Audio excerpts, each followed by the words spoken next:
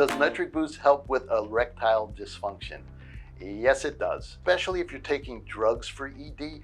What the drugs do is they slow down the degradation downstream from nitric oxide is here, and the effect of vasodilation is down over here. And so nitric oxide's a messenger, and it needs a receptor, and the ED drugs worked on the receptor. But if you don't have nitric oxide to begin with, there's nothing to signal these receptors. So nitric boost works to create more nitric oxide so it can work with the receptors, relax the blood vessels. And so whether the blood vessels are in your heart or in your muscles or in your brain or in your junk, it's going to work the same every time.